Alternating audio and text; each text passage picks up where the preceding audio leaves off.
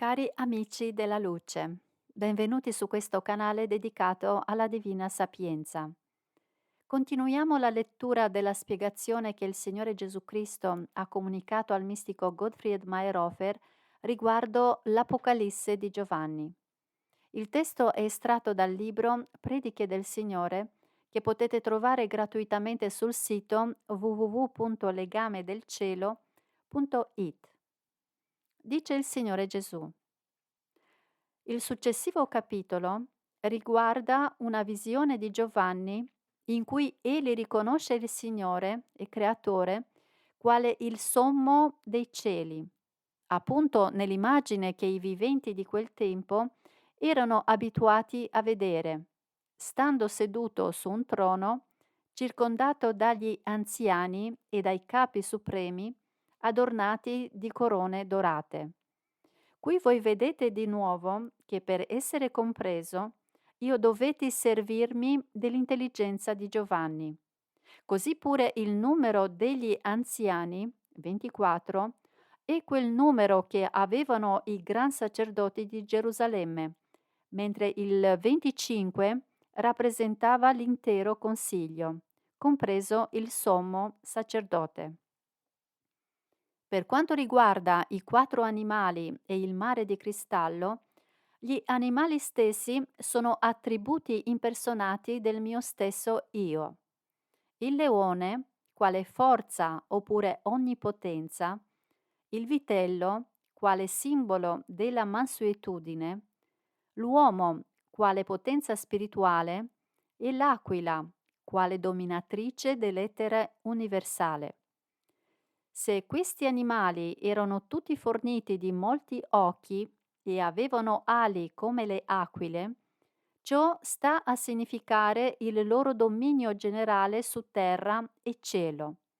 Il mare di cristallo, invece, rappresenta l'onniscienza, il che vuol dire, davanti all'occhio di Dio, tutto è trasparente e il suo sguardo attraversa rapidamente l'intero universo con la velocità di un'aquila. Con la forza di un leone, egli governa tutto. Con la mansuetudine di un vitello, supera tutti gli inconvenienti. E con lo spirito, pari a un uomo quale sua immagine, nobilita e spiritualizza tutto, affinché perfino il materiale giunga un giorno lì da dove esso è proceduto.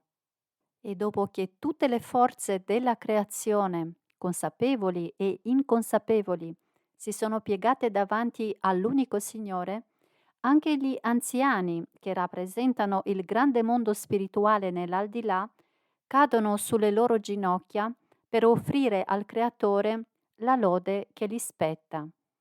Così a Giovanni fu mostrato dapprima, nella rispondenza simbolica, ciò che è la maestà di un Dio, cosicché egli fosse in grado di comprendere l'essenza di colui che per primo annunciò che sarebbe sceso su questa piccola terra per salvare gli uomini dalla totale perdita della loro dignità spirituale.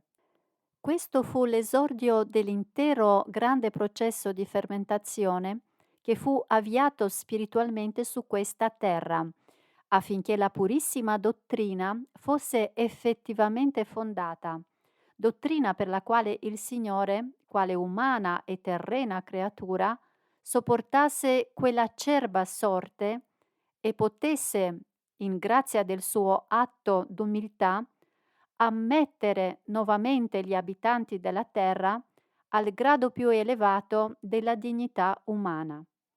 Ciò che si oppose a lui nel corso dei tempi e quale sarà il risultato finale di tutto, lo descrivono in immagini corrispondenti i successivi capitoli, così come accade realmente quando il divino fu dapprima innalzato dagli uomini, dopo abbassato, ma che alla fine, come vittoria dello spirito sulla materia, porterà un permanente regno della pace e della quiete. Grazie per la vostra attenzione. Vi auguro ogni bene. Il Signore ci doni pace.